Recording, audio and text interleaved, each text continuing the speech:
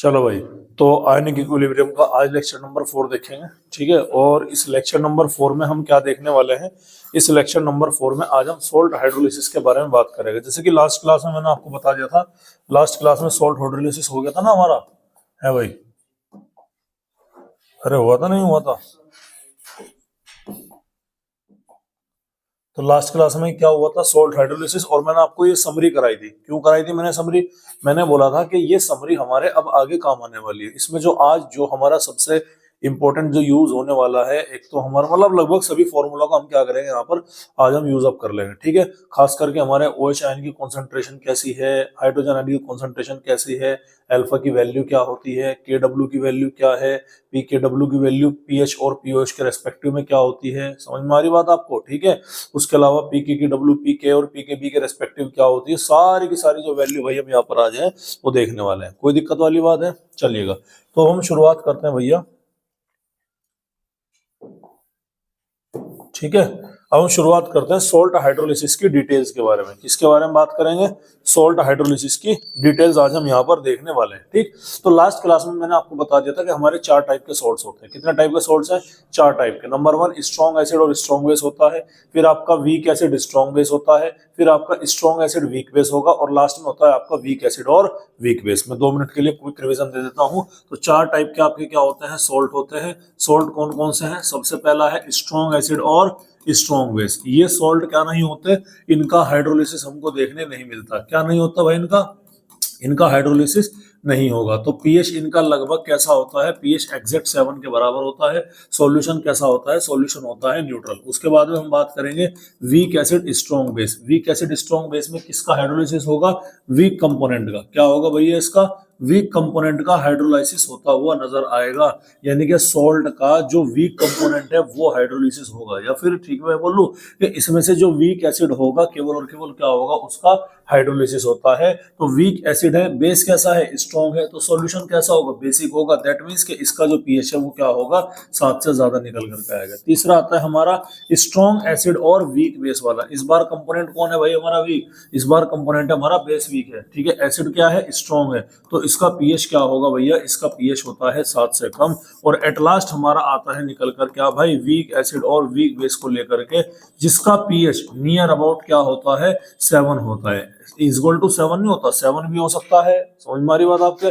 7 से कम भी हो सकता है, 7 से ज्यादा भी हो सकता है। ठीक है, फॉर एग्जांपल किसी का पीएच निकल के आ गया 7.2 7.3 निकल के आ गया, तो वो भी क्या है? वो भी आपका वीक एसिड स्ट्रॉन्ग बेस का सॉल्ट हो जाता है यूजुअली। ठीक है, ऐसा करके निकल के आएगा। यानी 6 और 7 की रेंज में आएगा। 7 से थोड़ा सा कम या थोड़ा सा क्या होगा? ज्यादा होगा। तो ये 4 टाइप के सॉल्ट हैं। स्ट्रॉन्ग एसिड स्ट्रॉन्ग बेस का हाइड्रोलिसिस पॉसिबल है। इनका क्या होगा? इनका भाई हाइड्रोलाइसिस हमको होता हुआ नजर आएगा। ठीक है भाई, क्लियर है? ध्यान रखिएगा, कोई दिक्कत वाली बात है? चलिए, तो सबसे पहले हम एक कंपोनेंट का डेरिवेशन मैं आपको समझाता हूं, और डेरिवेशन आपके किसी काम का नहीं है। ठीक है, डेरिवेशन आपके किसी काम का नहीं है, लेकिन एक बार मैं समझाऊंगा जरूर के डेरिवेशन से कि आखिर भैया हमारा ये कंपोनेंट आता कैसे है। ठीक है, चलिए, तो अब हम बात करने वाले हैं भैया, किस बारे में बात करने वाले हैं? कि hydrolysis of weak acid and strong base. ठीक है, आपके पास में सॉल्ट है, और सॉल्ट कैसा है? वीक एसिड का और स्ट्रॉन्ग बेस का है। एग्जांपल देखिएगा कैसा है। सर मैंने बोला CH3COONA, आ रही बात समझ में? मैंने बोला HCOONA। ये जो आपके सॉल्ट हैं ये कैसे हैं भैया? ये आपके वीक एसिड और स्ट्रॉन्ग बेस के क्या होते हैं? सॉल्ट होते हैं। समझ में आ रही बात? अरे कोई दिक्कत वाली बात है? उसके अलावा हमारा NaCN हो गया, KCN हो गया। ठीक है, NaCN KCN आदि जो है एक्सेट्रा एक्सेट्रा, ये सब के सब क्या है? सब के सब आपके वीक एसिड और स्ट्रॉन्ग बेस के सॉल्ट होते हैं। ठीक है, कोई दिक्कत वाली बात है? पहले भी बताया जा चुका है इनका। भाई इसका वीक कंपोनेंट क्या है? CH3COH। कहां से आया होगा? एसिटिक एसिड से। ये कहां से आया होगा? सोडियम, NaOH से। तो NaOH स्ट्रॉन्ग बेस है, एसिटिक एसिड वीक बेस है। उन दोनों को मिलाकर के क्या बन गया हमारा? CH3COONA बनता हुआ नजर आएगा। बोलो भाई, यहां तक की कोई दिक्कत वाली बात है? चलिएगा, तो मैं एग्जांपल किसके ले रहा भैया? मैं एग्जांपल लेता हूं CH3COONA का। किसका एग्जांपल लेगा? CH3COONA का। बेटा मैंने यहां पर एग्जांपल ले लिया। ठीक, तो CH3COONA का एग्जांपल जब मैं यहाँ पर ले रहा हूं तो ध्यान से सुनिएगा। CH3COONA को जैसे ही मैं किसके अंदर डालूंगा, पानी के अंदर डालूंगा, वाटर के अंदर डालूंगा, तो ये कैसे टूटेगा? ये टूटेगा, बड़ी सिंपल सा फंडा है कि देखो ये CH3CO है, ये वाटर है, वाटर का हाइड्रोजन कौन रिसीव करेगा? ये एसिड रिसीव करेगा, और ये सोडियम क्या रिसीव करेगा? OH रिसीव करेगा। दैट मीन्स कि ये क्या होगा हमारा? ये होगा हमारा CH3COOH, और साथ ही साथ यहाँ पर क्या बन जाएगा भाई? हमारा NOH बन जाएगा। ये हमारा क्या है? वीक एसिड है। ये हमारा क्या है? स्ट्रॉन्ग बेस है। इसीलिए इनको मिला करके, क्योंकि एसिड और बेस मिलकर के क्या बनाएगा? सॉल्ट और वाटर बनाएगा। ये हमने प्रूव किया है यहाँ पर कि हाँ भाई ये हमारी कहानी इस तरह से सही है। ये हमारा वीक एसिड और स्ट्रॉन्ग, चेक कर लेना एक बार, ठीक है भाई। एक बार हाइड्रोलिसिस करा के क्या कर लेना है आपने? चेक कर लेना है कि जो सॉल्ट हमने ले रहे हैं क्या वो सही है या गलत है। भाई आपके या तो टिप्स पे एग्जांपल हो, और वो तब होंगे जब आपकी क्या होगी? जब आपकी प्रैक्टिस ज्यादा होगी। समझ में आ रही बात? और अगर आपके टिप्स पर एग्जांपल नहीं है तो भाई एक बार जरूर आपको क्या कर लेना है? चेक कर लेना है। इसीलिए जब आप एग्जाम बोर्ड का उसका नीट का एग्जाम दोगे तो इक्विलिब्रियम वाले क्वेश्चन सबसे लास्ट में अटेम्प्ट करिएगा केमिस्ट्री के। समझ में आ रही बात? मार्क करके छोड़ दो। इक्विलिब्रियम के क्वेश्चन हुआ, आपके थर्मोडी का क्वेश्चन हुआ, ये जो क्वेश्चन है ना ये थोड़े से टाइम कंज्यूमिंग होते हैं, इन्हें मार्क करो, लास्ट में छोड़ दो। समझ में आ रही बात? या आप इसे क्या करेंगे? लास्ट में देखने जरूर है, स्पीड बढ़ा करके। बायो में टाइम ज्यादा से ज्यादा कम लेना है, जितना भी आप कम से कम बायो में टाइम ले सकते हो उतना कम से कम टाइम लेना है। उसके बाद में आपको केमिस्ट्री में टाइम लेना है। समझ में आ रही बात? इक्विलिब्रियम को क्वेश्चन आप देखते क्या कर लो, पहचान लोगे। तो ये देखकर हमारी समझ में आ गया कि भाई बात तो तुम ठीक कह रहे, सोल्ट हमारा कैसा है? वीक एसिड और स्ट्रॉन्ग बेस का सोल्ट है। समझ में आ रही बात? अब सवाल ये है कि वीक एसिड स्ट्रॉन्ग बेस का जो सोल्ट होता है ये पानी में टूटेगा कैसे? क्या हुआ? ठीक है, ये तो हमने देखा कि पानी की प्रॉपर रिएक्शन करा गया। लेकिन अब हम दूसरे तरीके से देखते हैं कि सर जो हमारा CH3COONA है, जब आप उसको पानी के अंदर डालते हो ना तो वो बेसिकली किस में कन्वर्ट होता है? वो बेसिकली कन्वर्ट होता है CH3COO नेगेटिव प्लस क्या हो गया हमारा? प्लस हो गया हमारा Na पॉजिटिव। ये बताओ यहाँ तक की कहानी समझ में आई कि नहीं? ये बात ठीक है। अच्छा, ये तो सोल्ट है ना, ये सोल्ट का कौन सा कंपोनेंट है? वीक एसिड है तो वीक एसिड का कंपोनेंट हुआ। ये कौन सा कंपोनेंट है? स्ट्रॉन्ग बेस है तो स्ट्रॉन्ग बेस का कंपोनेंट हुआ। ध्यान से सुनना मेरी बात, बहुत इंपॉर्टेंट बात बताने जा रहा हूँ। कल मैंने आपको एक बात बताई थी कि जो आपका ये अभी भी मैंने आपको पिछली क्लास में बताई कि डिसहाइड्रोलिसिस केवल किसका होगा? वीक कंपोनेंट का। कहीं लिखा नहीं है क्या? ये रहा, वीक इलेक्ट्रोलाइट जितना हाइड्रोलिसिस भी उतना, और इलेक्ट्रोलाइसिस भी किसका होगा? केवल और केवल वीक कंपोनेंट का होगा। तो अगर आप इस आज वाले पोर्शन में आप यहां पर ध्यान से देख पा रहे हैं तो इन दोनों में वीक पोर्शन कौन सा है भाई? इन दोनों में वीक कंपोनेंट कौन सा है भाई? ये वाला हुआ कि नहीं हुआ? ध्यान से देखिएगा, वीक कंपोनेंट ये वाला हुआ कि नहीं हुआ? जब ये वीक कंपोनेंट ये वाला हुआ तो एक्चुअल में हाइड्रोलिसिस सोडियम का हो रहा कि CH3CO नेगेटिव का हो रहा? CH3CO यानी एसिटेट आयन का हाइड्रोलिसिस हो रहा। तो एक्चुअल में वही होता है कि जो आपका CH3COO नेगेटिव होता है ना, उसी का ही क्या होता है भाई? उसी का हाइड्रोलिसिस होता हुआ नजर आएगा। क्योंकि यहाँ पर पूरे के पूरे कंपोनेंट का हाइड्रोलिसिस नहीं हो रहा, केवल और केवल वीक कंपोनेंट का हो रहा, और वीक कंपोनेंट यहाँ पर क्या है? एनायनिक है। इसीलिए इस हाइड्रोलाइसिस को हम क्या बोलते हैं भाई? एनायोनिक हाइड्रोलाइसिस के नाम से भी जानते हैं। क्या जानते हैं भैया? एनायनिक हाइड्रोलाइसिस के नाम से भी जानते हैं। और एनायनिक हाइड्रोलाइसिस की खूबी यह है कि सॉल्यूशन के अंदर ये OH आयन की जो कॉन्सेंट्रेशन है उसको क्या कर देगा? इंक्रीज कर देगा। क्योंकि सॉल्यूशन में OH नेगेटिव आयन की कॉन्सेंट्रेशन इंक्रीज हो रही, दैट्स व्हाई तुम्हारा जो सॉल्ट है वो कैसा होगा? वो आपका बेसिक होगा। ठीक है, वीक एसिड स्ट्रॉन्ग बेस का जो सॉल्ट होगा वो कैसा होता है? उसका pH ग्रेटर देन 7 होगा। हरी बात समझ में? 7 से ज्यादा होगा, यानी कि वो कैसा सॉल्ट होगा? वो सॉल्ट होगा बेसिक। और बेसिक होने का कारण क्या है? कि उस सॉल्ट का जो वीक कंपोनेंट है केवल वही हाइड्रोलिसिस में इन्वॉल्व होता है, और ये इन्वॉल्व हो करके क्या बना लेगा भाई? ये H हो गया पॉजिटिव, और ये क्या हो गया? OH हो गया। क्या बाहर निकल जाएगा यहाँ से? एसिटिक एसिड बाहर निकल गया। हमें निकल गया क्या? तो ये क्या बन गया हमारा? CH3COOH, और साथ ही साथ क्या बाहर निकल गया? OH negative. बोलो भाई, यहां तक कहानी समझ में आई कि नहीं आई? तो ये क्या हुआ? ये हुआ कि सर जो आपका वीक कंपोनेंट है ना, केवल वही कहा गया, वही आपके हाइड्रोलिसिस के अंदर जाता है। बात बताओ यहां पर समझ में आई कि नहीं आई? ठीक है, क्लियर है। अब इस रिएक्शन के लिए किसकी बात कर रहा भाई मैं? इस रिएक्शन के लिए मैं क्या निकाल लूंगा? इस रिएक्शन के लिए मैं निकाल लूंगा हाइड्रोलिसिस कांस्टेंट। क्या निकाल लूंगा? गोली मारो। इस रिएक्शन के लिए मैं निकालता हूं इक्विलिब्रियम कांस्टेंट। उससे तो वाकिफ हो ना? क्या निकालूंगा? इक्विलिब्रियम कांस्टेंट को किससे डिनोट करते हैं? K से। समझ में आ रही बात? K का निकालने का तरीका क्या है? K निकालने का तरीका है सर CH3COOH, इसकी कॉन्सेंट्रेशन लेनी पड़ेगी, इनटू में क्या लेनी पड़ेगी? OH नेगेटिव आयन की कॉन्सेंट्रेशन लेनी पड़ेगी, डिवाइडेड बाय क्या लेना पड़ेगा? CH3COO नेगेटिव, इसकी कॉन्सेंट्रेशन भाई हमको यहां पर लेनी पड़ेगी। बोलो भाई, समझ में आ रही कि नहीं आ रही बात? तो ये क्या निकाला? ये तुमने निकाला इक्विलिब्रियम कांस्टेंट, लेकिन इक्विलिब्रियम कांस्टेंट किसका निकाला?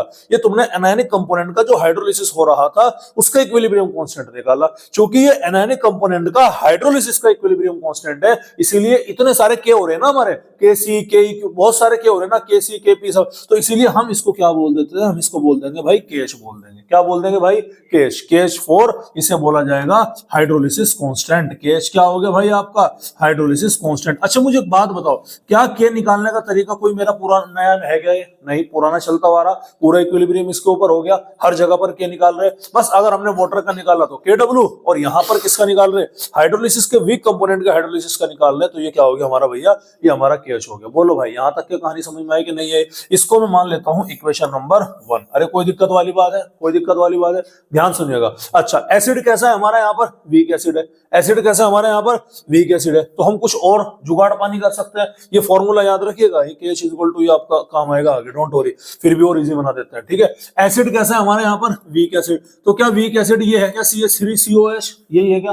अरे होगा नहीं होगा? ये पानी के अंदर, ये मतलब अगर टूटता है तो कैसे टूटेगा भाई? ये टूटेगा CH3COO नेगेटिव के अंदर प्लस H पॉजिटिव के अंदर। टूटेगा नहीं टूटेगा? अरे टूटेगा।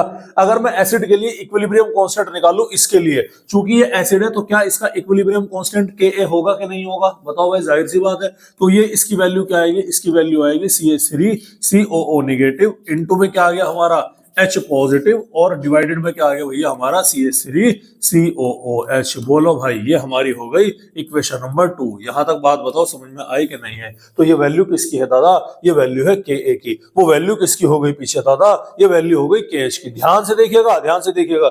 जो यहाँ ऊपर है और जो यहाँ नीचे है, वो यहाँ पर, जो वहां पर नीचे था वो यहाँ पर ऊपर है, और जो वहां पर ऊपर था वहां पर नीचे था। तो अगर मैं इक्वेशन नंबर 1 into 2 करता हूं, ध्यान से देखिएगा, नया रिलेशन निकलने वाला है, बहुत काम का रिलेशन है। अगर मैं 1 into 2 करता हूं, 1 बोले तो KH इंटू क्या करता हूं भैया?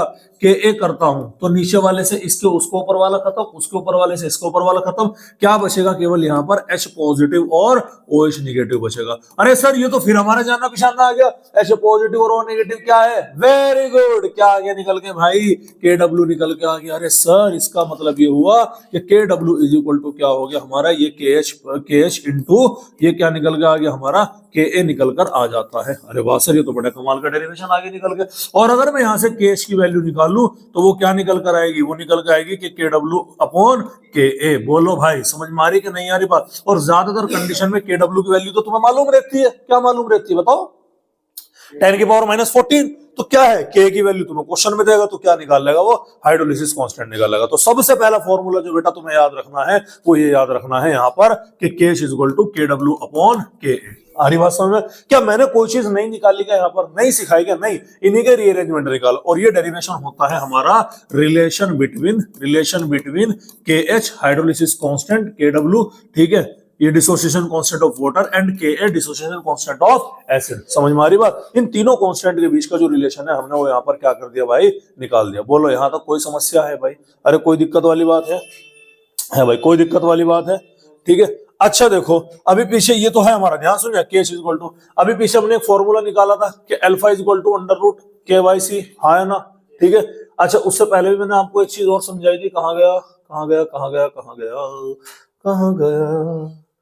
आजा ओ आजा, नहीं आ रहा तो ऊपर चलते हैं। ये देखिएगा, ध्यान सुनिएगा, ये था K is equal to X square upon V।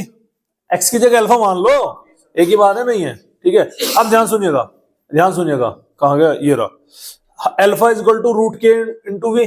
KYC वाला नहीं फॉर्मूला लिखा, ये रहा, क्या है? अंडर रूट KYC आएगा। अब ध्यान सुनिएगा, ये अल्फा के सामने क्या लिख रहा? A, तो K के सामने क्या लिख रहा? A। ध्यान से सुनना, ठीक है। और चीज दिखाऊंगा मैं कुछ आपको। अल्फा के सामने क्या लिख रहा? B, K के सामने क्या लिख रहा? B। अब मैं अगला डेरिवेशन नहीं करा रहा क्योंकि डेरिवेशन आपके किसी काम का नहीं है, ठीक है, चलेगा। तो आगे की तरफ बढ़ते हैं। सर हम जानते हैं, हम क्या जानते हैं? सर हम बहुत कुछ नहीं जानते, ठीक है। हमें लगता है कि हम जानते हैं लेकिन हम कुछ भी नहीं जानते। चलिए, तो एक फॉर्मूला हम अभी अभी पढ़कर आए हैं पीछे के, alpha is equal to under root K/C, है ना? ये अल्फा क्या होगा? ये अल्फा होता है डिग्री ऑफ डिसोसिएशन। क्या होता है भैया? Degree of dissociation. लेकिन यहां पर आप क्या पढ़ रहे भाई? डिसोसिएशन का मतलब टूटना। यहां पर आप क्या पढ़ रहे हैं? हाइड्रोलिसिस पढ़ रहे हैं। अरे पढ़ रहे नहीं पढ़ रहे? तो हाइड्रोलिसिस भी तो टूटना ही है एक तरीके से। अरे समझ में आ रही बात? तो यहां पर अल्फा को मैं रिप्लेस कर दूंगा किससे भाई? एच से। किया क्या? ये क्या हो गया? Degree of hydrolysis. अगर यहां पर अल्फा था और अगर मैं एसिड का लेता तो अल्फा ए इक्वल टू के ए बाई सी आता। तो अगर मैं हाइड्रोलिसिस ले रहा तो यहां पर क्या के एच बाई सी होगा कि नहीं होगा? बताओ भाई। अबे डेरिवेशन निकालने की कोई जरूरत नहीं है। समझ में आ रही बात? तो एक एच की वैल्यू मेरी ये निकल के आई कि नहीं आई? अरे आ गई क्या? बताना, कोई दिक्कत वाली बात है क्या? अरे सर अभी अभी पीछे तो हमने पढ़ाया है कि के एच इज इक्वल टू क्या है? के डब्ल्यू बाई के ए है। तो क्या इस के एच इज इक्वल टू के डब्ल्यू बाई ए की वैल्यू को मैं यहाँ पर पुट कर सकता हूँ क्या भाई? अरे कर दूंगा क्या? जैसे ही मैंने यहाँ पर पुट करी तो H इज इक्वल टू क्या आएगा? H इज इक्वल टू आएगा के एच की जगह पर रखो के डब्ल्यू बाई के ए। ठीक है, क्या आ गया भैया? के डब्ल्यू बाई के ए इंटू सी। अरे हुआ कि नहीं हुआ ये H की वैल्यू? बताओ भाई देख करके मुझे यार। अरे बोलो, अरे हुआ कि नहीं हुआ? कोई दिक्कत वाली बात है? ठीक है। अच्छा, ये सॉल्यूशन कैसा होता है? एसिडिक होता है, बेसिक होता है, strong acid weak acid strong base का ये सॉल्यूशन बेसिक होता है। अभी पीछे रिएक्शन में प्रूव भी कर चुके हैं भैया। कैसे प्रूव किया है सर? वीक कंपोनेंट जब रिएक्ट करेगा तो सॉल्यूशन में केवल क्या लेफ्ट होगा? स्ट्रॉन्ग OH नेगेटिव आयन होगा, और इसी की वजह से क्या होता है? कंपोनेंट क्या होगा? बेसिक होगा। तो ध्यान से सुनिएगा, जब सॉल्यूशन में हमारा OH निकलेगा, OH की आयन बढ़ेगी, तो आप यहाँ पर POH निकाल सकते हो कि pH निकाल सकते हो? POH कैलकुलेट करोगे, लेकिन उसके लिए तुम्हें क्या निकालना पड़ेगा? OH नेगेटिव आयन की कॉन्सेंट्रेशन निकालनी पड़ेगी। एक फॉर्मूला और लिखवाया था, क्या? OH नेगेटिव आयन की concentration is equal to C alpha. अबे था क्या? था क्या? ठीक है।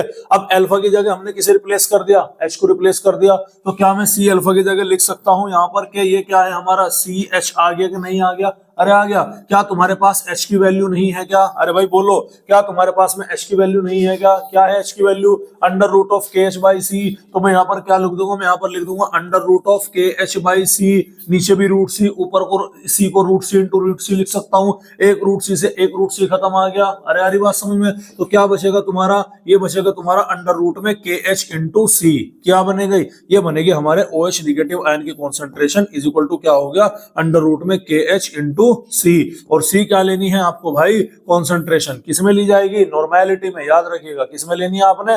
नॉर्मेलिटी के अंदर लेनी है। अरे कोई दिक्कत वाली बात है? तो कितने फॉर्मूले हो गए हमारे सर? 3। नंबर 1 पे क्या आ गया? केएच। केएच क्या बोलेगा? Hydrolysis constant. ध्यान सुनिएगा, ये क्या है हमारा? केएच हो गया हमारा हाइड्रोलिसिस कांस्टेंट। क्या हो गया बच्चों? ये हो गया हमारा हाइड्रोलिसिस कांस्टेंट हो गया। एच क्या हो गया हमारा? एच हो गया हमारा डिग्री ऑफ हाइड्रोलिसिस। एच क्या हो गया भाई? डिग्री ऑफ हाइड्रोलिसिस हो गया। समझ में आ रही बात? उसके अलावा OH क्या हो गया? ये हमारा आ गया कंसंट्रेशन। ठीक है।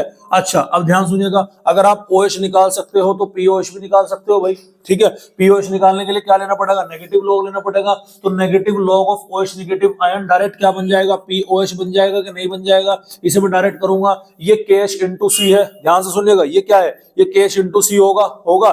KH इंटू सी की पावर 1/2 कर सकता हूं मैं। अरे कर सकता हूं। अच्छा, अगर मैं उसका लॉग वैल्यू लूंगा तो 1/2 कहां आएगा? आगे आएगा, और माइनस का साइन तो ऑलरेडी रहेगा, और ये मल्टीप्लाई वाले क्या हो जाएंगे? प्लस के हो जाएंगे। अरे होंगे कि नहीं होंगे? तो चलो माइनस का साइन में इसे ऐसे ही रखता हूं। अब मैं क्या लिख सकता हूं? 1/2 लिखूंगा तो 1/2 log KH ये लिख सकता हूं क्या भाई? अरे बोलो भाई, नहीं आ रही समझ बात? 1/2 log क्या लिख सकता हूं भाई? KH लिख सकता हूं ना? है भाई? हाँ लिखूंगा ना। प्लस में क्या आ गया? 1/2 ये हो गया हमारा log C। हो गया कि नहीं हो गया भाई? अरे हो गया क्या? हो गया। ठीक है, कोई दिक्कत वाली बात है? अरे कोई टेंशन वाली बात है? अच्छा, केएच का एक फॉर्मूला और पीछे पढ़कर आए हम अभी। क्या पढ़ गए? केएच इज इक्वल टू के डब्ल्यू बाई के ए। छोड़ो खैर अभी दूसरा। तो ये क्या बन गया? क्या ये हमारा पीओच की वैल्यू बन गई कि नहीं बनेगी? अब अगर मैं इस पीओच की वैल्यू निकाल लूं, ध्यान से सुनिएगा, कुछ गड़बड़ कर दिया यार मैंने। हाँ, अबे केस की वैल्यू पुट कर दो ना। ठीक है, खैर आ रही बात समझ में? हाँ भाई, यहां तक कोई दिक्कत वाली बात है? ठीक है, चलो इसे थोड़ा सा और करते हैं हम। क्या करते हैं? केस की वैल्यू रखेंगे पहले हम यहाँ पर। ठीक है, क्योंकि हम उसके के डब्ल्यू और केस के फॉर्मेट में लाना ना मैं। ठीक है, चलिएगा। तो यहाँ पर OH क्या है? कॉन्सेंट्रेशन क्या आ गई? KH इंटू सी। अच्छा, KH की जगह पर आप क्या लिख सकते हैं? KH का फॉर्मूला ये रहा KW। अरे है क्या? तो KW बाई क्या हो गया? KA इंटू में क्या हो गया भाई आपका? इंटू में हो गया C हो गया। अरे कोई दिक्कत वाली बात है? कोई दिक्कत वाली बात है? अब ध्यान से सुनिएगा। अब आप इसका क्या करेंगे, निगेटिव लॉग करेंगे। निगेटिव लॉग में जो मल्टीप्लाई में है वो तो प्लस में होगा, जो डिवाइड में है वो किस में होगा, माइनस में होगा। ठीक है, तो डायरेक्ट यहाँ पर क्या लिख सकते हैं, POH is equal to, minus का साइन तो एज इट इज लगाऊंगा मैं, क्योंकि नेगेटिव लॉग लगेगा ना, ब्रैकेट कर दिया। ठीक है, ये लॉग क्या आ जाएगा आपका, KW। अरे होगा कि नहीं होगा, 1/2 पूरे की पावर क्या होगी, 1/2। मैं लिख देता हूं कि KW अपॉन KA इंटू में C, और इसके पूरे की पावर क्या हो गया, 1/2। जो सिर पे चढ़ रहा है उसे कहाँ लाओ, आगे लाओ। तो 1/2 क्या आ गया भाई हमारा, KW आ गया। अरे आगे नहीं आ गया, माइनस का 1/2 क्या आ गया हमारा, KA आ गया, और प्लस का 1/2 क्या आ गया भैया हमारा, यार फिर गड़बड़ कर दी। लॉग कौन लिखेगा है भाई, माइनस का 1/2 क्या आएगा, ये आएगा हमारा माइनस का फिर 1/2 KW की जगह क्या आएगा, log KW। समझ में आ रही बात, प्लस में क्या आएगा 1/2 log C, और माइनस में क्या आएगा 1/2 log KA। समझ में आ रही बात। अब ध्यान से देखिएगा, इंपॉर्टेंट है भैया, ये हमारा पूरा का पूरा क्या हो गया, ये हमारा पूरा का पूरा यहाँ पर डेरिवेशन हो जाता है। चलिए थोड़ा सा और करते हैं, ऐसे कुछ जगह बनाते हैं इसकी, क्योंकि अगले पेज पे ले जाने से बेटर है यही करा देता हूँ आपको।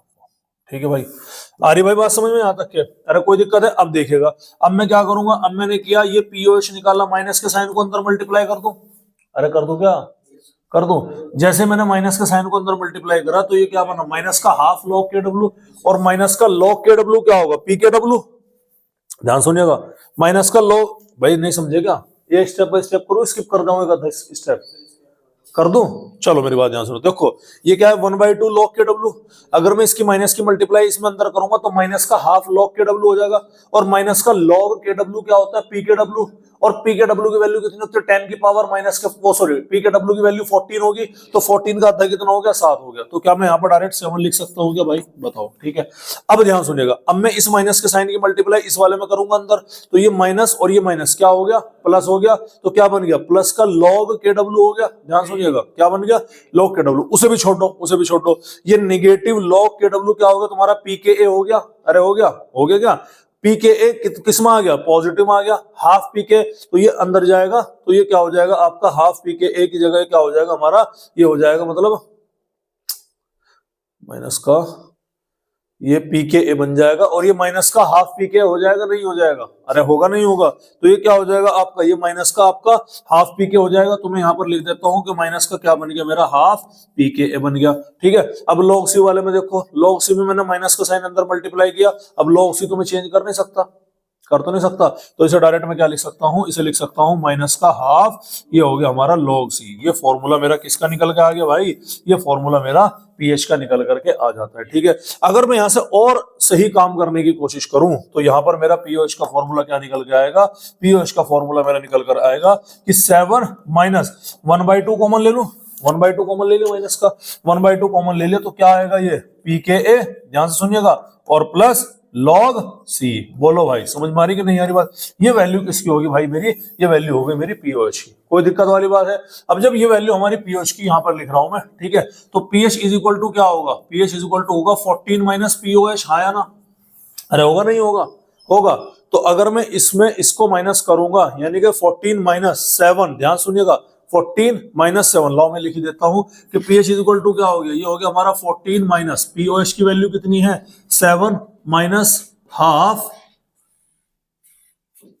PKA plus log C। होगा कि नहीं होगा, ब्रैकेट बंद। ये 14 को अंदर मल्टीप्लाई करेंगे, क्या होगा 14 माइनस 7, माइनस माइनस प्लस का हाफ, और बाकी क्या रहेगी कहानी, एज इट इज रहेगी PKA प्लस log C। ये क्या हो गया हमारा PH इज इक्वल टू हो गया बेटा कि 7 plus half PKA plus log C। तो ये फॉर्मूला हमारा यहाँ पर आपको क्या रखना है भाई, ध्यान रखना है, सबसे इंपॉर्टेंट फॉर्मूला है।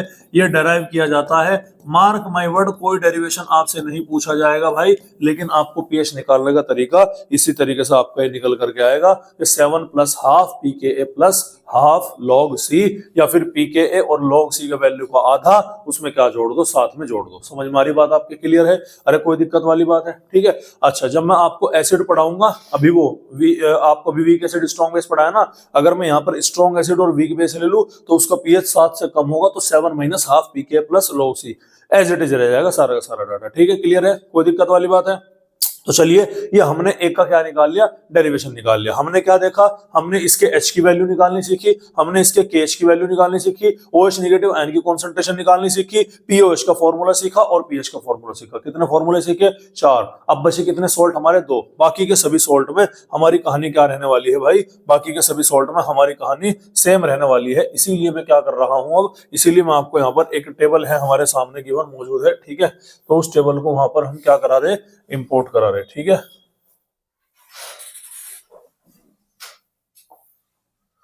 ये गूगल से उठाई हुई है, ये शायद एलन की टेबल है, ठीक है ना।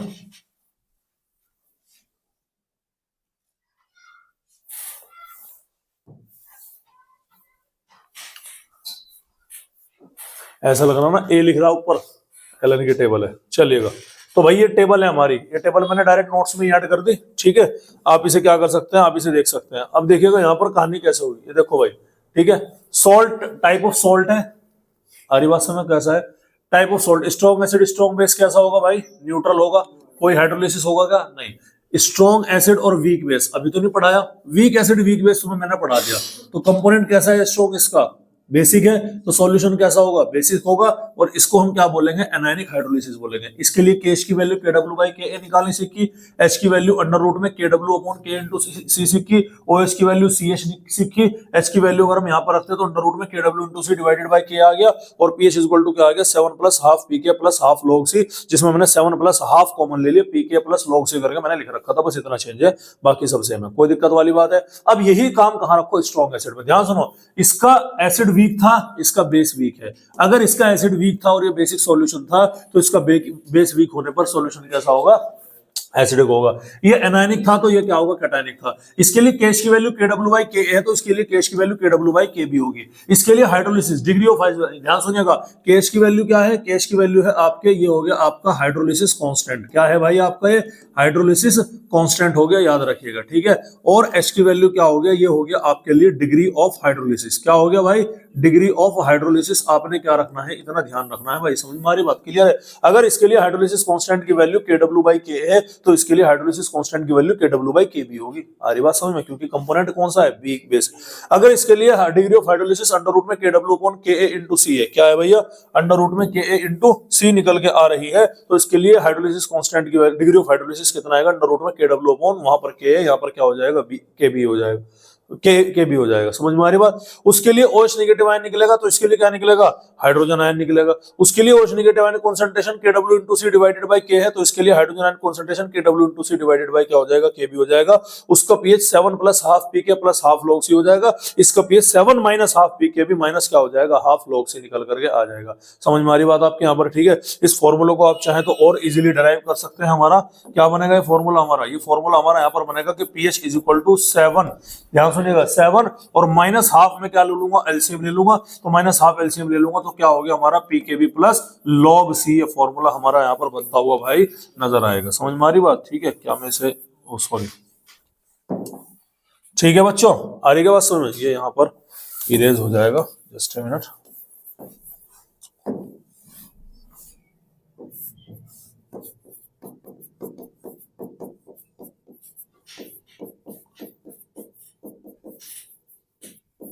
ठीक है भाई, ये किसका पीएच हो गया, ये इसका पीएच हो गया, कोई दिक्कत वाली बात है।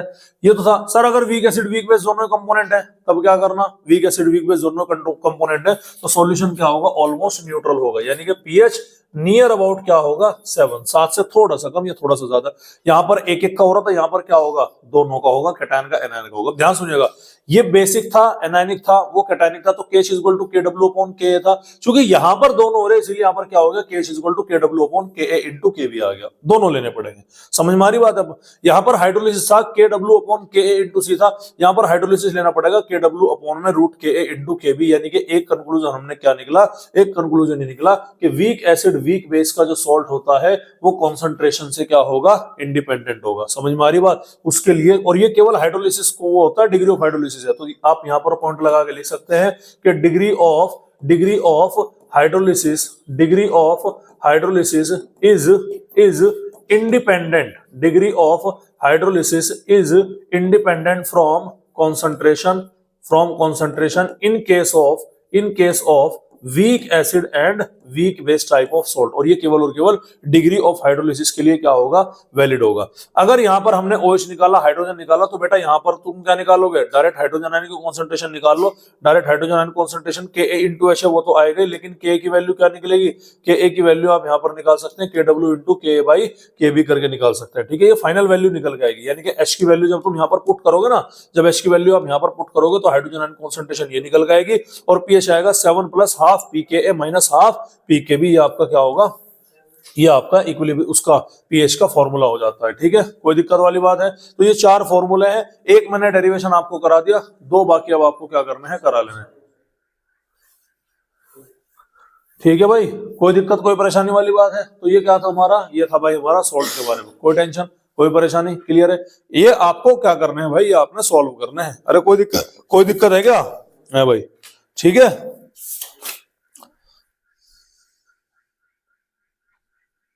तो ये फॉर्मूले बार बार लिख के याद कर लो, इस बार नीट 2024 में क्वेश्चन आया था, पता नहीं कहां से था। अच्छा, बच्चे कंफ्यूज हो जाते हैं कि 7 प्लस करें माइनस करें, क्या करें, ध्यान सुनिएगा। जब भी तुम्हें कहीं पीके लिख रहा तो वो प्लस है, पीके भी हमेशा माइनस होगा इन फॉर्मूले में। जब भी कहीं पीके लिख रहा तो वो प्लस है, पीके भी क्या होगा, माइनस होगा, पहला फॉर्मूला। दूसरा फॉर्मूला क्या रखना कि सॉल्यूशन का अगर स्ट्रॉन्ग एसिड है तो एसिड का क्या होगा, 7 से कम होगा, तो फॉर्मूले में 7 माइनस आएगा, और अगर स्ट्रॉन्ग बेस है तो फॉर्मूले में क्या आएगा, 7 प्लस आएगा, ठीक है। खैर उसे भी छोड़ेगा। अच्छा, वी स्ट्रॉन्ग एसिड वाले में क्या निकालोगे तुम, स्ट्रॉन्ग एसिड वाले में भैया पीके भी निकलेगा, और स्ट्रॉन्ग बेस वाले में क्या निकलेगा तुम्हारा, पीके निकलेगा, बस इतना ध्यान रखना, समझ में आ रही बात। यानी कि जो कंपोनेंट वीक है ना, के ए के बी के है, उसी का लिया जाएगा। जैसे कि स्ट्रॉन्ग एसिड है तो सॉल्यूशन कैसा होगा, एसिडिक, तो क्या आंसर आ गया, 7 माइनस है। और पीके भी आ रहा ना, तो पीके भी क्या है, माइनस का है। यहाँ पर पीके आ रहा वो प्लस का है, यहाँ पर पीके प्लस का है, पीके भी क्या है, माइनस का है। तो इतना क्या रखना, ध्यान रखना कि जब भी आपको एसिड मिलेगा, मतलब आपका वीक एसिड होगा, तो पीके रखना पड़ेगा और पीके प्लस में रखा जाएगा। जब भी आपका वीक बेस होगा तो पीके भी रखना पड़ेगा, और पीके भी आपका कहाँ रखना होगा भाई, माइनस के अंदर रखना होगा। बोलो भाई, यहाँ तक कहानी समझ में आई कि नहीं आई? तो ये नोट्स के अंदर मैंने क्या कर दिया आपके भाई, ये नोट्स के अंदर मैंने यहाँ पर इंक्लूड कर दिया, ठीक है। अरे क्लियर है क्या? चलिएगा, एक क्वेश्चन करा देता हूं मैं आपको, जिससे आपको समझ में आ जाएगा। एक सॉल्यूशन गिवन है, सॉल्यूशन क्या गिवन है भैया, सॉल्यूशन है आपको m/100। सॉल्यूशन कैसा गिवन है बच्चा, सॉल्यूशन है आपका m/100 of CH3COONA, sodium acetate का हमारा क्या है, सॉल्यूशन गिवन है। ध्यान से देखिएगा, समझ में आ रही बात। और कहा गया है कि 25 डिग्री सेंटीग्रेड पर CH के लिए हमने Ka की वैल्यू दे रखी। K की वैल्यू कितनी आ गई, K की वैल्यू आ गई 2 × 10⁻⁵। K की वैल्यू कितनी आ गई भाई, 2 × 10⁻⁵ हो गई Ka की वैल्यू। और आपको क्या निकालना है, आपको सॉल्यूशन का pH निकालना है। अब देखो सिंपल सा फंडा है, सबसे पहले आइडेंटिफाई द सोल्ट। पहला रूल क्या है, सोल्ट को आइडेंटिफाई करो। ये क्या है, वीक एसिड स्ट्रॉन्ग बेस, तो सोल्ट कौन सा हो गया, वीक एसिड और strong base. Weak acid strong base में सॉल्यूशन कैसा होगा, बेसिक होगा। सॉल्यूशन कैसा होगा, बेसिक होगा। तो pH = 7 तो लिखा ही जाएगा, हाँ है ना। अरे 7 तो लिखा जाएगा ना। कंपोनेंट कौन सा वीक है, एसिडिक है। कंपोनेंट कौन सा है, एसिडिक है। अब ध्यान से देखना, कंपोनेंट कौन सा है भैया, एसिडिक है। एसिडिक आ गया, तो एसिडिक होने पर अच्छा स्ट्रॉन्ग बेस है, बेस है, मतलब सॉल्यूशन की नेचर कैसी होगी, बेसिक होगी। तो ये क्या रखना आपको, ये आपको रखना है कि वीक एसिड और स्ट्रॉन्ग बेस का जब आपका सोल्ट निकल करके आएगा तो आपको रखना पड़ेगा 7 प्लस हाफ pKa, क्योंकि वीक कंपोनेंट एसिड है ना, pKa की वैल्यू रखनी पड़ेगी। और माइनस का क्या रखना पड़ेगा आपको, हाफ log C। कोई दिक्कत वाली बात है भाई? अरे ये फॉर्मूला आपने क्या रखना पड़ेगा, आपने ये फॉर्मूला यहाँ पर ध्यान रखना पड़ेगा। कोई दिक्कत वाली बात है भाई? प्लस आएगा, सॉरी यहाँ पर क्या आएगा, प्लस आएगा, ठीक है, क्लियर है। और डायरेक्ट अगर याद रखना चाहे तो क्या होगा हमारा, 7 plus half pKa plus log C। ये इजी पड़ जाएगा। ये क्यों इजी पड़ जाएगा, क्योंकि एसिड वीक हो चाहे स्ट्रॉन्ग हो, दोनों में यही पड़ेगा। बस माइनस का फर्क कहाँ आएगा, यहाँ पर आएगा, ध्यान रखिएगा, ठीक है, क्लियर है। चलिए, कोई दिक्कत वाली बात है? क्या वैल्यू गिवन है, के नेगेटिव log निकालना पड़ेगा, तो इसका भी ये क्या हो जाएगा, 5 माइनस log 2 की वैल्यू कितनी हो जाएगी, 0.3 = क्या है, 4.7। सिखा रखा निकालना। तो pKa की वैल्यू कितनी होगी, 4.7। अच्छा, कॉन्सेंट्रेशन दे रखी, कॉन्सेंट्रेशन कितनी है, 1/100। नॉर्मेलिटी और मोलरिटी दोनों सेम है, एन की वैल्यू 1 है, तो बोले तो कितना हो गया, 10⁻²। तो log 10⁻² मतलब क्या हो गया भाई, नेगेटिव log ऑफ, ये क्या है आपका log आ गया ना, तो 10⁻² का मतलब क्या हो गया, 10⁻² का मतलब हो गया कि 2 log 10। आ रही बात समझ में, -2 ऊपर है नीचे आ जाएगा तो वैल्यू क्या आ जाएगी -2 आएगी, वैल्यू क्या आएगी लोग सी की -2। तो क्या बना हमारा 7 + हाफ, पी के की वैल्यू कितनी है भैया हमारी 4.7 और ये क्या आ गया -2 आ गया। तो 7 + हाफ 4.7 में से 2 गए, कितना बचा 2.7, ये बचा गया। तो 2 एकम क्या आ गया भैया आपका 2 एकम 2 और 2 तिया 6, ठीक है 2 एकम 2 2 तिया 6 और ये क्या हो गया 2 पंजे 10 हो गया। समझ में आ रही बात, क्लियर है भाई, ठीक है। इक्वल टू कितना हो गया 7 + 1.35, तो 7 पॉइंट कितना हो गया हमारा 8.35। इस सॉल्यूशन का क्या निकल के आ गया पीएच निकल करके आ जाएगा, याद रखना है। समझ में आ रही बात, तो इस तरह से आपने क्या करना है क्वेश्चन करने हैं। क्वेश्चन की क्लास लास्ट में मैं आपके एक साथ ले लूंगा, ठीक है। अरे कोई दिक्कत वाली बात है, तो ये हमारा हो गया सोल्ट हाइड्रोलिसिस। कोई दिक्कत वाली बात है भाई, हाँ भाई कोई दिक्कत वाली बात है, ठीक है। बढ़े आगे, अरे बढ़ जाऊं आगे, चलिएगा। कितनी देर का हो गया लेक्चर, 35 मिनट का हो गया, कोई दिक्कत नहीं है। सर ने क्या बोला, ठीक है चलो। तो अब अगला जो हमारा टॉपिक है, टॉपिक का नाम है भैया बफर सॉल्यूशन। लास्ट टॉपिक है हमारा, इंडिकेटर वगैरह अब आपके सिलेबस में नहीं है, ठीक है। अगला टॉपिक क्या है भाई हमारा, बफर सॉल्यूशन। बफर सॉल्यूशन का मतलब क्या है, बफर सॉल्यूशन ऐसा सॉल्यूशन होता है जिसका पीएच चेंज नहीं होता। फॉर एग्जांपल तुम्हारा ब्लड, तुम दिन भर कितना ढंग का खाते हो, कोल्ड ड्रिंक ले, बर्गर ले, दे पिज्जा दे, नान दे, मुर्गा दे, कोरमा, नहीं करते, करते हो ना। हाईली एसिडिक फूड भी लेते हो, हाईली बेसिक फूड भी लेते हो, क्या आपके ब्लड का पीएच चेंज होता है, नहीं। तो उस सॉल्यूशन को हम क्या बोलेंगे, बफर सॉल्यूशन बोलेंगे। बफर सॉल्यूशन का बेसिक मतलब क्या है, बफर सॉल्यूशन का बेसिक मतलब क्या है कि विच रेजिस्ट, जो रेजिस्ट करता है किस चीज में, चेंज इन पीएच में। किसमें रेजिस्ट करता हो भैया, चेंज इन पीएच में क्या करता हो, रेजिस्ट करता हो, तो उसको हम क्या बोलेंगे, उसको हम बोलेंगे बफर सॉल्यूशन। अगर आप उसमें थोड़ा बहुत स्ट्रॉन्ग एसिड या स्ट्रॉन्ग बेस भी मिला लोगे या एटमॉस्फेयर में खोल के रख लोगे तो भी उसके पीएच पे कोई फर्क पड़ने वाला नहीं है। समझ में आ रही बात। तो बफर सॉल्यूशन क्या होता है कि जिसका पीएच बिल्कुल भी क्या नहीं होता, चेंज नहीं होता। कितने टाइप के होते हैं, 2 टाइप के, एक होता है सिंपल बफर सॉल्यूशन, एक होता है मिक्स्ड बफर सॉल्यूशन। एक क्या होता है सिंपल बफर सॉल्यूशन, एक क्या होता है mixed buffer solution. Simple buffer solution आपका क्या होगा, वीक एसिड का या वीक बेस का क्या होगा, वीक एसिड वीक बेस का जो सॉल्ट होता है ना, उसका सॉल्यूशन जो होगा आपका सिंपल बफर का होगा, ठीक है। चलिएगा, तो बफर सॉल्यूशन कितने टाइप के हैं भैया आपके, 2 टाइप के। नंबर 1 क्या हो गया, नंबर 1 हो गया सिंपल बफर, नंबर 1 क्या हो गया सिंपल बफर। नंबर 2 पर क्या हो गया भाई आपके मिक्स्ड बफर, ठीक है। अरे कोई दिक्कत वाली बात है, सिंपल बफर में क्या आ गया, जो बेटा आपका वीक एसिड स्ट्रॉन्ग बेस, वो सॉरी वीक एसिड और वीक बेस के जो सॉल्ट है, ठीक है, वीक एसिड और वीक बेस के जो सॉल्ट है उसका एग्जांपल हो गया जैसे कि अमोनियम एसीटेट CH3COO NH4। आ रही बात समझ में, ये आपका किसका एग्जांपल हो गया, ये आपका एग्जांपल हो गया भाई वीक सिंपल बफर का एग्जांपल हो गया, ठीक है। अब जो आपका मिक्स्ड बफर है ना, तो मिक्स्ड बफर में भी फर्दर आपके 2 टाइप का है। कितने टाइप के भैया, 2 टाइप का। एक हो गया आपका एसिडिक बफर, एक क्या हो गया आपका एसिडिक बफर, और एक क्या हो गया आपका भाई बेसिक बफर। नाम से पता लग रहा है भाई, नाम से पता लग रहा है, नाम से लग रहा पता। तो एसिडिक बफर वे बफर होते हैं कि जिनमें वीक एसिड लिया जाएगा प्लस उसी वीक एसिड का उसके स्ट्रॉन्ग बेस से जो सॉल्ट होगा उसके सॉल्यूशन को बोलेंगे। एग्जांपल देखो, एसिडिक बफर क्या है, क्या लिया आपने, वीक एसिड लिया, ध्यान सुनिएगा, क्या लिया भैया हमारा वीक एसिड लिया, प्लस इसी वीक एसिड का जो स्ट्रॉन्ग बेस के साथ में सॉल्ट होगा, क्या हुआ, प्लस का इसी वीक एसिड का जो स्ट्रॉन्ग बेस के साथ में सॉल्ट होगा उसको हम क्या बोलेंगे, उसको हम बोलेंगे एसिडिक बफर। एग्जांपल देखिएगा, वीक एसिड का एग्जांपल क्या है मेरा, CH3COOH है, अरे है क्या, और वीक एसिड स्ट्रॉन्ग बेस का एग्जांपल क्या हो गया मेरा, CH3COONA। तो ये दोनों के दोनों ही क्या कहलाए जाएंगे हमारे, इन दोनों के सॉल्यूशन को हम एसिडिक बफर के नाम से जानते हैं। बोलो भाई समझ में आ रही कि नहीं आ रही बात, अरे क्लियर है क्या, है समझ गए नहीं समझ गए, ठीक है।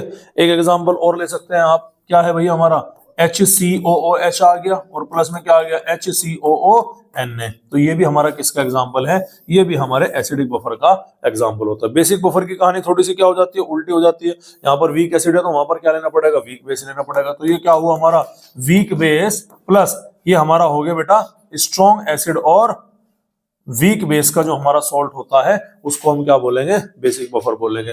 अब वीक बेस हमारा क्या है, वीक बेस हमारा NH4OH, क्या है भैया NH4OH, ठीक है। और स्ट्रॉन्ग एसिड के साथ में लेकर के हमने क्या लिया है, वीक बेस को लिया है, तो इसका एग्जांपल आ गया अमोनियम सल्फेट। क्या हो गया ये हमारा अमोनियम सल्फेट, ये किसका एग्जांपल है भाई, ये हमारे बेसिक बफर का एग्जांपल होता है। अरे कोई दिक्कत वाली बात है ना भाई, कोई दिक्कत वाली बात है, हैं? कोई टेंशन वाली बात है? चलिए अब नेक्स्ट हम बात करते हैं भाई बफर एक्शन के बारे में। किसके बारे में बात करेंगे? Buffer action. चले जाना भाई 15 पे, तुम निकल जाइए, तू निकल जाइए, ठीक है। नेक्स्ट हम बात किसके बारे में बात करेंगे भाई? नेक्स्ट हम बात करेंगे बफर एक्शन। बफर एक्शन का मतलब क्या है सर? बफर एक्शन काम कैसे करेगा? पीएच कैसे चेंज नहीं होता, ये बताओ आप हमें। समझ में आ रही बात? वो समझने की कोशिश करें। और बफर एक्शन किसके ऊपर डिपेंड करता है? बफर एक्शन डिपेंड्स करता है कॉमन आयन के ऊपर। किसके ऊपर करता है भैया? Common ion effect. किसके ऊपर करेगा? कॉमन आयन इफेक्ट के ऊपर डिपेंड करेगा। इंपॉर्टेंट है सर, ये कॉमन आयन किसके ऊपर डिपेंड करेगा? ये डिपेंड करेगा ली चैटलियर प्रिंसिपल के ऊपर। याद आया? याद करो, लास्ट क्लास में बोला था कि ली चैटलियर प्रिंसिपल के मुताबिक जब भी आप किसी सब्सटेंस का इक्विलिब्रियम डिस्टर्ब करने की कोशिश करते हैं, कुछ चीज उसमें ऐड करते हैं, टेम्परेचर हो, कॉन्सेंट्रेशन हो, कुछ भी हो, तो इक्विलिब्रियम इस तरह से शिफ्ट होगा कि उस चीज को ऐड करने से जो आपका इक्विलिब्रियम डिस्टर्ब हुआ है, आपका वो क्या हो सके? नलिफाई हो सके। मतलब अगर आप प्रोडक्ट की कॉन्सेंट्रेशन बढ़ाओगे तो reactant equilibrium constant backward direction में पहुंचेगा, रिएक्टेंट की कॉन्सेंट्रेशन बढ़ाओगे तो इक्विलिब्रियम कांस्टेंट फॉरवर्ड डायरेक्शन में जाएगा। तो वही यहां पर काम क्या करता है भैया? वही यहां पर कॉमन आयन इफेक्ट यहां पर क्या करता है भाई? काम करता है, ठीक है। अब एग्जांपल एक ही लेकर के मैं आपको करा रहा हूं, ठीक है, क्लियर है? चलिएगा, तो ये क्या है हमारा? ये है हमारा CH3COOH। क्या है? Weak acid. मैं एग्जांपल ले रहा एसिडिक बफर का, तो वीक एसिड लिया गया, वीक एसिड लिया गया, और वीक एसिड के साथ में क्या लिया हमने? CH3COONA। ये हमने यहाँ पर एक बफर सॉल्यूशन ले लिया। ध्यान से देखिएगा, कोई दिक्कत वाली बात है? चलिएगा, अब होगा क्या? अब होगा ये कि सर जो हमारा CH3COH है ना, क्या है भाई हमारा? CH3COH है ना, वो टूटेगा कैसे? वो टूटेगा CH3COO negative plus H positive में। हाँ या ना? ध्यान से देखिएगा, समझ में आ रही बात? अगर मैं इसमें बफर सॉल्यूशन ऐड कर दूं, क्या करूं भैया? अच्छा, इसमें क्या होगा? इसमें होगा कि एसिडिक एसिड लगातार क्या होगा? हाइड्रोजन आयन रिलीज करेगा। हाइड्रोजन आयन रिलीज करेगा तो क्या होगा भैया? एसिड की कॉन्सेंट्रेशन बढ़ेगी। एसिड की मतलब H पॉजिटिव की कॉन्सेंट्रेशन बढ़ेगी तो पीएच में फर्क पड़ेगा। तो अब इसको नलिफाई करने के लिए क्या कर दिया? अब इसके इफेक्ट के लिए हमने यहाँ पर डाल दिया CH3COONA। अब ये CH3CONA जो है ना, ये क्या है? ये तो तुम्हारा सॉल्ट है ना। अबे क्या, ये तो सॉल्ट है। और सॉल्ट कोई सा भी हो, सॉल्ट ऑलवेज क्या होगा? सॉल्ट ऑलवेज जो होगा ना, वो आपका स्ट्रॉन्ग इलेक्ट्रोलाइट होगा।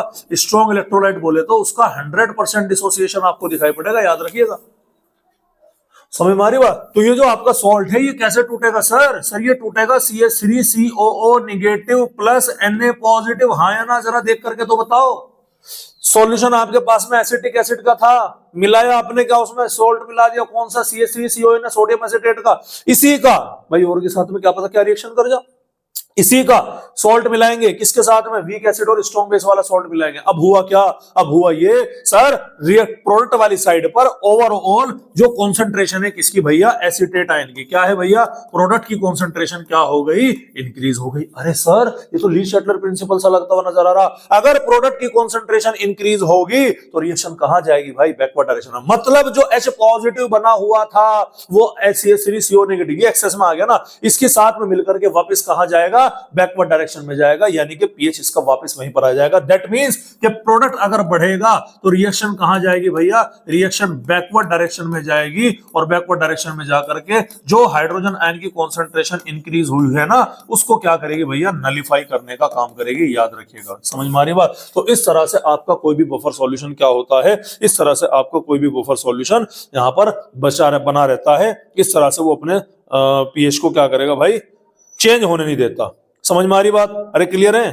ठीक है भाई, क्लियर है क्या? बोलिंदे